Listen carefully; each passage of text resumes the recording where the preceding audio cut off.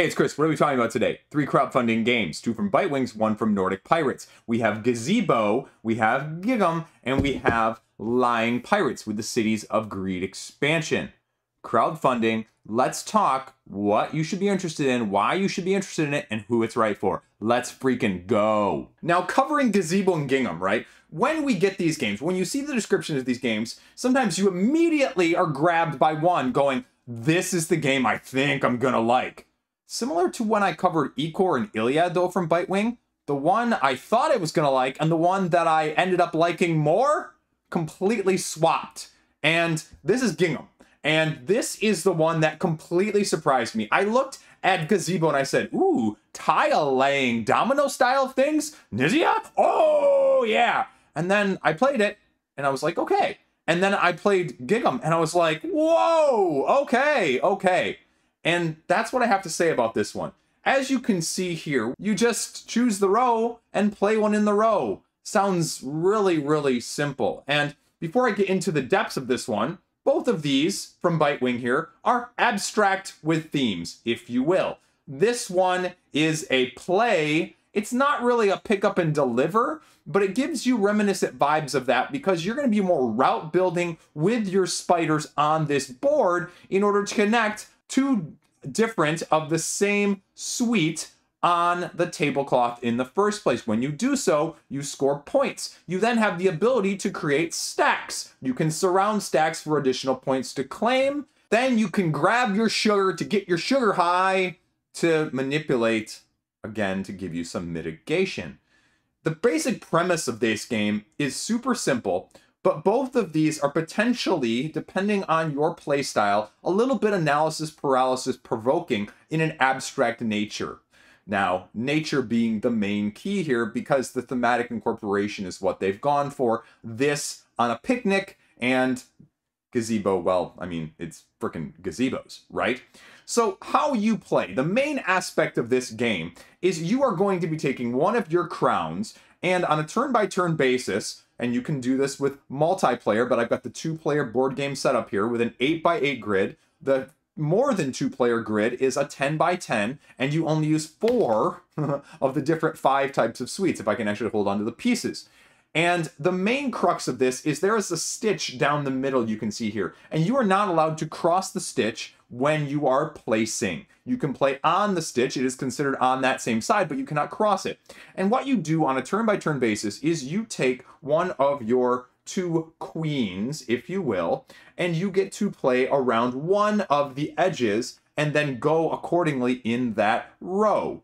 And so that is going to be more nuanced than it appears. As you can see, I've got sort of a mid-game setup here. We have the different suites, we have the 2 different colors of the ants, and then we actually have stacks, sugar cubes, and the queens. Now, I've taken the queens off to illustrate the purpose of this, but I could have left them on there to give you a sense of how the turn order also is going to be variable and dynamic. Because what you do is you choose a side that was not the previous side played on.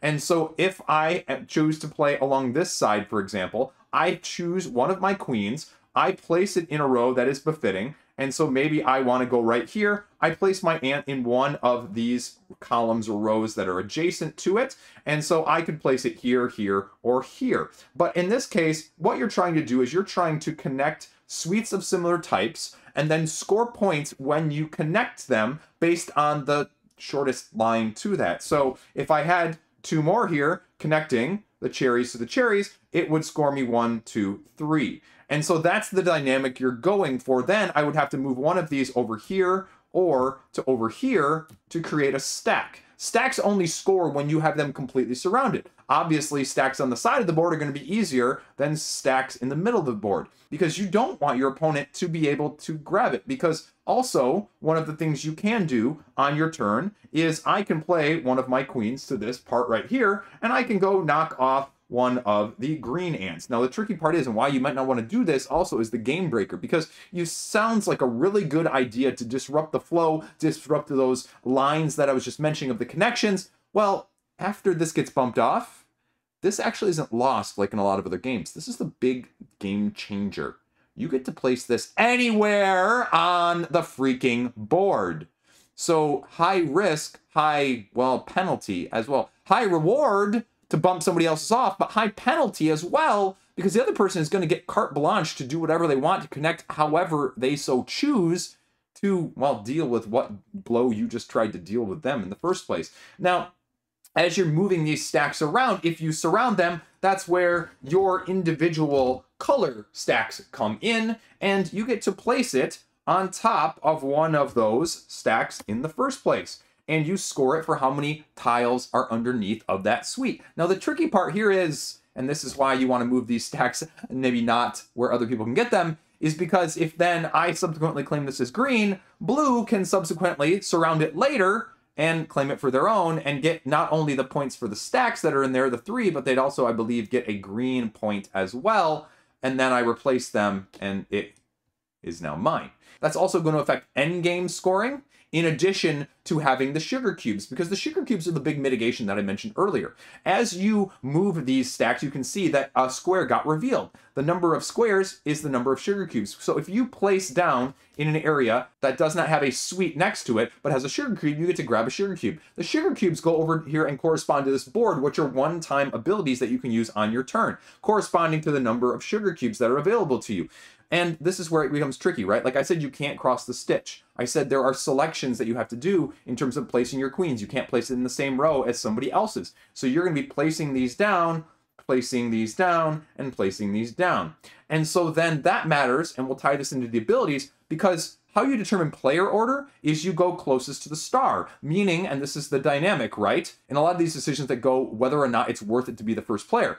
You can notice that as you're going down these rows, there are less spaces as you get closer to the star. So the better spots, more advantageous, may be in the open areas to create more lines, but you're not going to go first, because player order now for this next round would be green, blue, green, blue.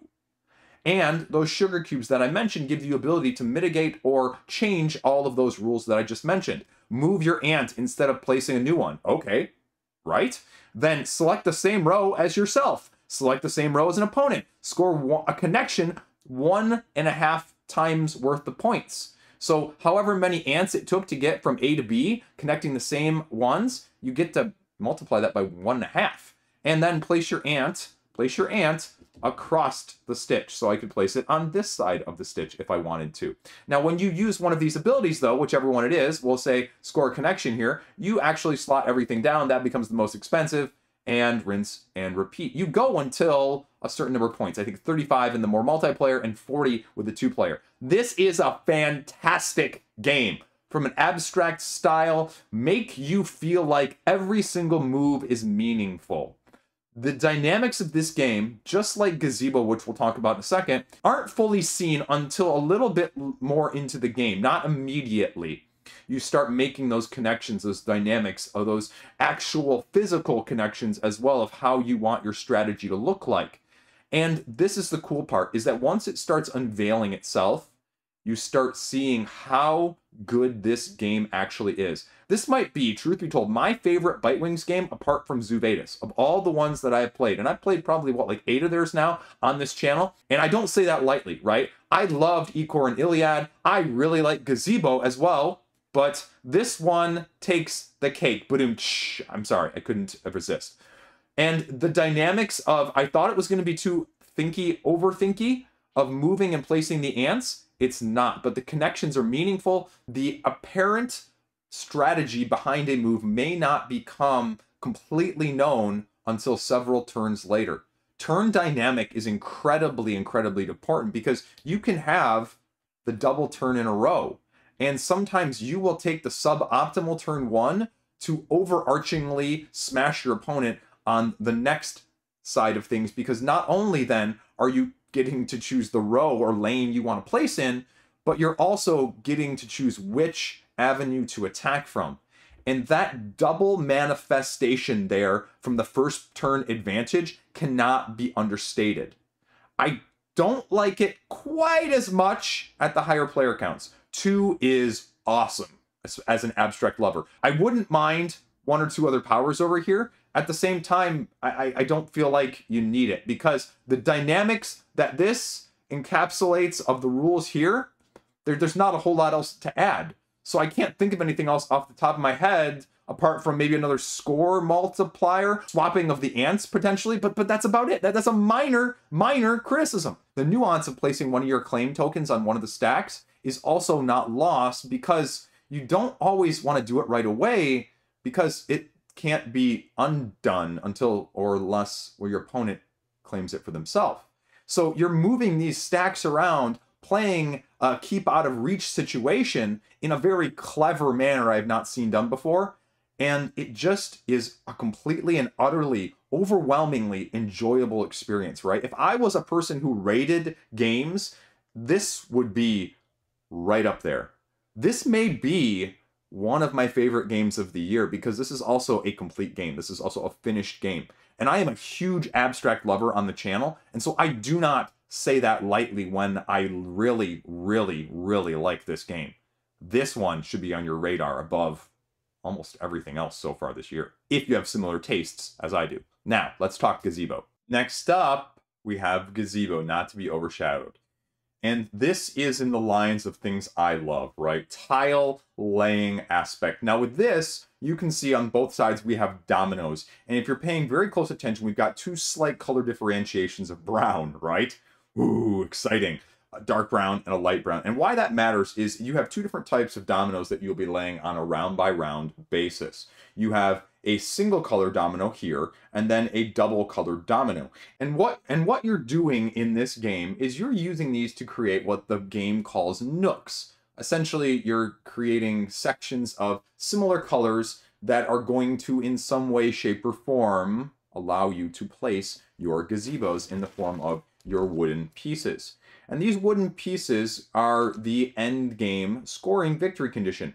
First person to place all of theirs out is the winner. It's that simple. However, the dynamics of this abstract game have a little bit more take that, similar to Gingham that we were just talking about, but in a different way than you might expect.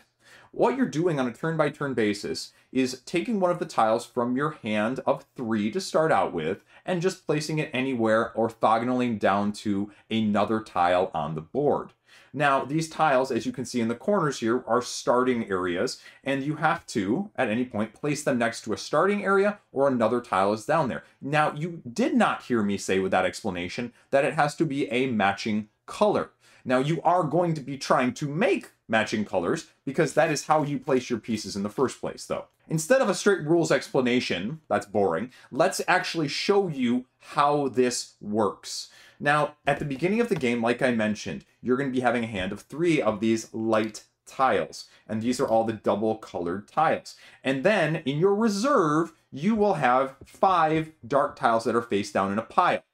On a turn-by-turn basis, it's play a tile, draw a tile. And you can draw either from the general draw pile or one of your reserve, but these are super great and valuable, and you only have 5 of them potentially. And that's where it gets a little tricky. Now, there is a way to get more with these Zen spots. As you can see, they match up in that regard. But otherwise, you're very limited and have to be smart about how you're going to be using them. So when you're placing your tile on a turn-by-turn basis, all you do is you place down and you match potentially next to another one. Now, if you have a section of 2, now we'll place this down here so it's not ambiguous at all with the starting one, then you can see that anytime you have a tile collection of colors that is at least 2 in size, you get to place your gazebo on them. Now, in this case, I have 2 gazebos there. You get to do a double gazebo if at any point you have an area of 5 or more. And so you can see that that's the main way you're going to be depleting your reserves in order to win the game. However, your opponent is going to be doing the same in other ways, and they're going to be placing down these tiles in order to achieve the same goals. And so that's what you're going to be trying to do in that regard as you're slowly placing them down. Now, if I ever have a tile placed down that connects to or having an area that has a gazebo on it already next to one of these purple spots, which are patios or special patios, then you get to claim the patio as your own, an additional way of depleting your gazebos in order to reach the end game. And these special ones are worth 2. So those are the dynamics you're going to be doing. But depending on how interactive and how many players you have in this game, depends on how and when the true depth and strategy of this game is shown off. Because as you can see right now on both sides of the board, if this is how a two-player game started, it's not very interactive. I can build over here and you can build over there, but slowly, eventually, you're going to run out of space and you're going to run out of patios and gazebos that are being able to be put down. Because at some point, you're going to be trying to build as many of these areas of 2 that you can, but at other times you're going to be wanting to get up to that 5 because it gets you 2 down.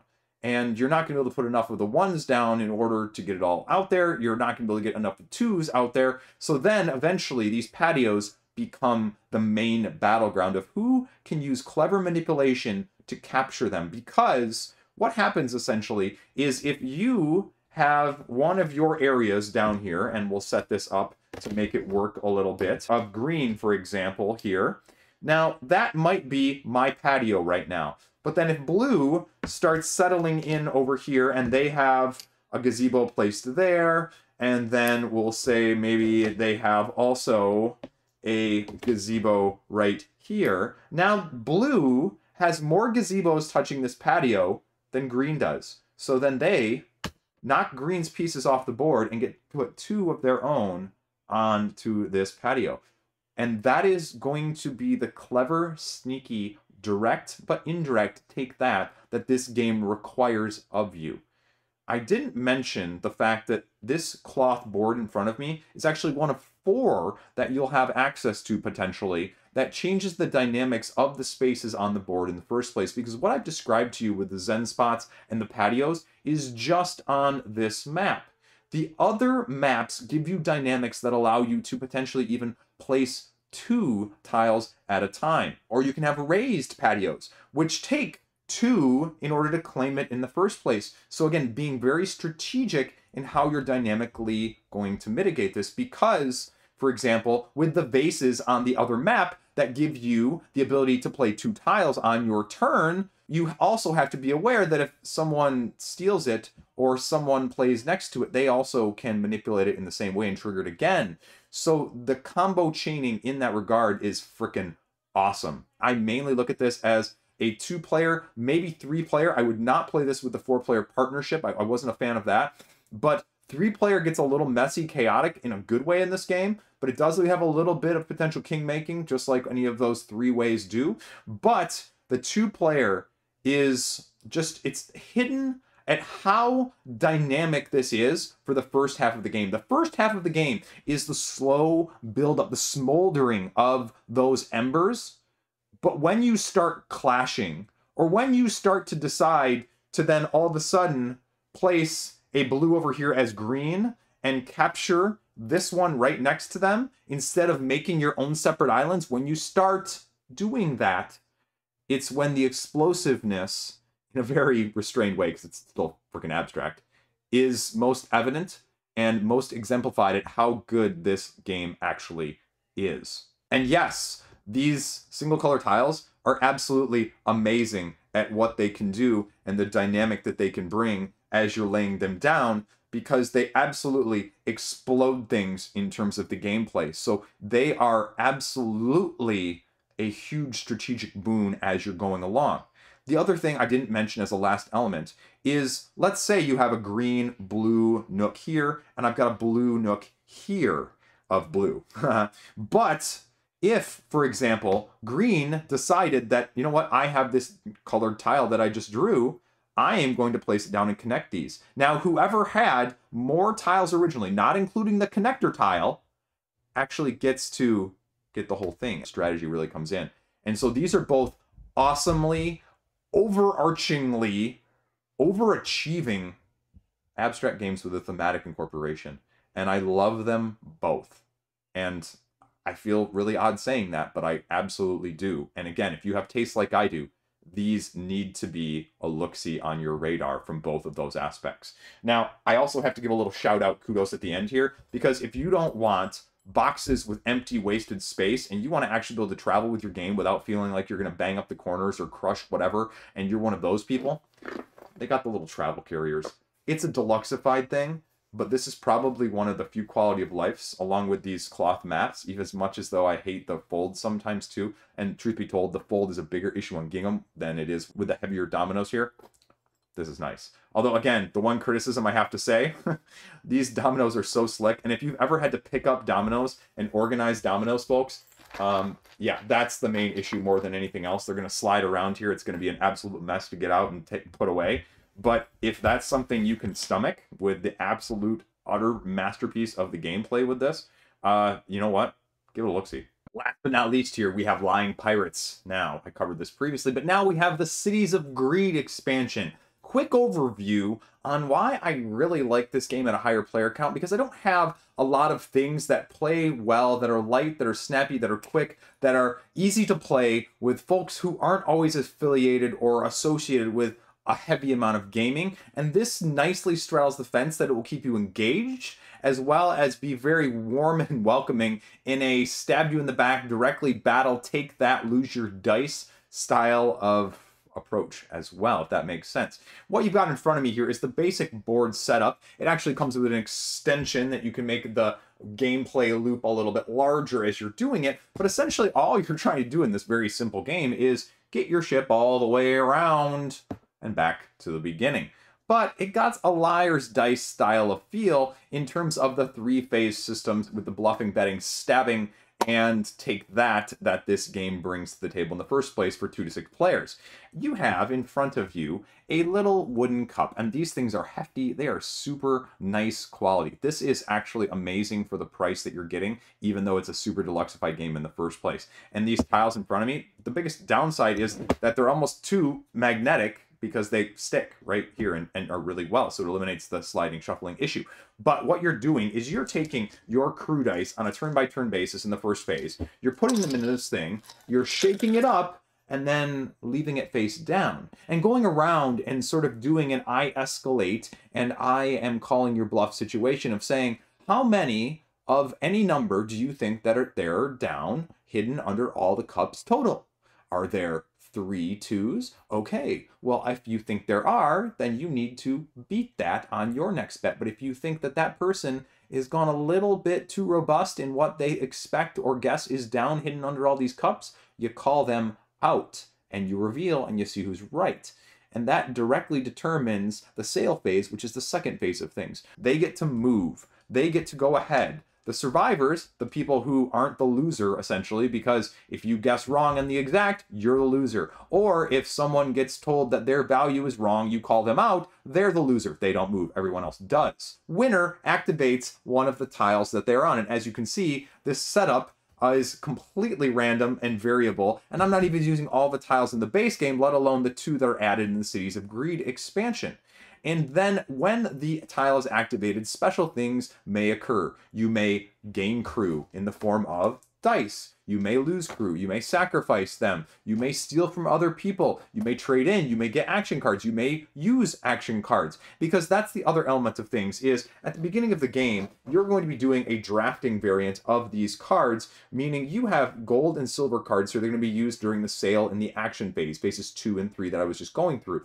And these are going to be all mixed together, and you can either just take them if you're beginning, or you can draft them pass in order to sort of collect a great hand of what you want, because you're not going to be passing the whole hand. You only pass a couple of them. You could keep cards on the first pass and then pass actually some of the cards that you kept the first time around, because a better synergy combination of cards came to you. And so during this battle sale phase, you can use the gold cards only. And you can use only one of these per round. So if you use a gold card during the sale phase, you can't use it during the action phase. Silver cards, consequently, can only be used during the action phase. And the action phase is then the main portion of things as you're going along. And that's just basically playing cards and having stuff happen. Move, battle, attack, steal, take that all around the board. You can sacrifice dice to move forward, because that is the most important thing. It is not a point salad smorgasbord. It's a get to the end first. And in case you're worried about a little bit of a king making or take that, get behind and can't catch up scenario, if you're in last place, actually the 2 last place people can actually pool their dice for sacrifices so you can catch up a little bit easier.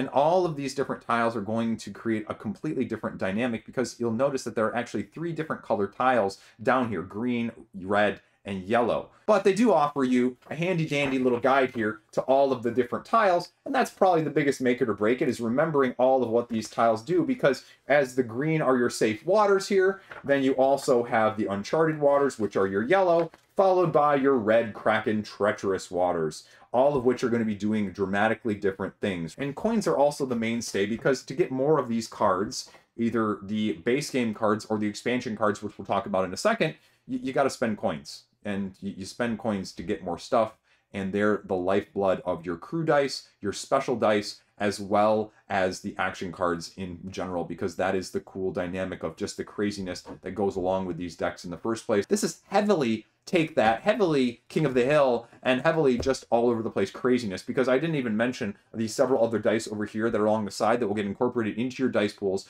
that you can utilize either during these battles or during the rolls in order to change the dynamics as well. And that ties directly into the Cities of Greed expansion, which adds a little bit of everything. Now, the main thing is that with the dice tie-in, you get a mayor's die, which allows you to attack other people, or roll another 1, or get another coin just based off of the roll when you reveal it from your little hidden cup situation in phase 1. The other main aspect and main dynamic is that it introduces 2 types of cards that are directly tied together in terms of ports. Everybody has 7 cards at the beginning of the game that are the 7 different ports represented by the cities actually on this main board in the base game. And what you do is you go around on a turn-by-turn basis and you allocate one of your cards, whichever one you want, can be the same one as someone else or a different one, and you just basically slot them under the edge on the side here to make it so that if someone is on that, they are now at Westport. And you will actually end up controlling one of these ports. And that matters, because then one of your other action cards that you can take as part of the game are included in this new expansion. And they're going to have multiple of these ports on there in the first place. And if you play one of these, it activates whoever is on there. And you can then get a resource, or you can have a penalty depending on how you want to do it. Because in the corner of this card, there is a bomb and there is a resource, a positive and a negative. And so if you attack, they take a penalty, and it's going to lose one of their lifebloods. And then if you choose a bonus, well, anyone on that, because again, like I mentioned, if you could also have Westport over here under the Maelstrom, if I actually can hold this right, then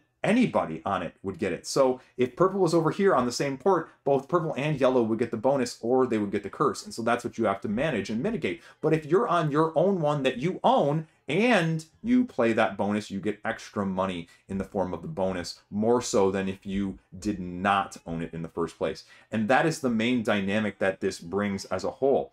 And that's why it's kind of cool, because it doesn't add a lot. It doesn't overcomplicate it. We see expansions all the time that are like, I'm going to add this many elements, and I'm going to add this thick of the rule book. And you're like, oh my gosh, I like more, but more is just too much more, because there is such a thing as that.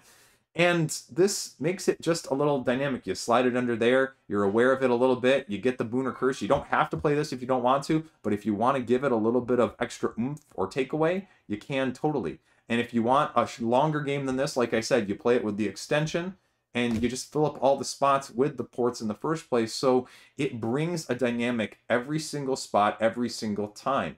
I mean, again, my main criticism of this game is that I just wish more tiles, more activation for more people all the time. It's just the fun experience of those dynamic tiles to do Take That in all of those 3 different ways that I mentioned. That is just the crux of the game as a whole. And so that's probably the biggest downside, is that if you're at the higher player counts and you can't have that full interaction, it's a little bit of in between, but the turns are snappy and there's not a whole lot of, okay, what am I going to do? And I like the fact that the cards, when you're playing these in the action phases, it's just a first come first serve, essentially. I play before you, I go before you with this action. And that's the other downside, right? Is it's king making, because you can have some pile on, right? You know, my kids absolutely love that mechanic, because guess who always gets hit and always loses? This guy. This is really a race game. It's really what you're going for. The other slightly anticlimactic thing is if you have multiple people on this in the first place, then you sort of again have to do the roll off, kind of like you do with the other battles, of attrition, of rolling the special battle dice and having the 2 swords, 1 sword, or skull in order of importance, and slowly whittling people out based on the number of crew that they have until somebody is the last one standing with whatever crew they have left. And so that's a little anticlimactic, but ultimately that doesn't happen as often, but it's sort of a tiebreaker scenario. And then similarly, like I said, it's plays from 2 to 6 players. And I really think you need probably a good 4 or 5 as the sweet spot there. There is a 2-player Phantom mode. I'm not a big fan of that, really, but I like the 4 and 5, especially. 6 gets a little bit, again, but overarchingly, it's a nice fit for something else in the weight or the lines of a murder deduction in Hong Kong or Challengers, where I'm looking for this slightly higher player count, slightly lighter, slightly easier to get into situation, and this game as a whole notches and, you know, really fits nicely. And I don't think the expansion overthinks things. It gives you just enough dynamic with the ports to allow some additional. It's extra in the sense that you can play with it. It's not going to have a big influence directly all the time, but it's also not going to be just missed and not utilized because it's not important if you've got it included as well. And that's a tough line to balance, and I think they do a nice job of this.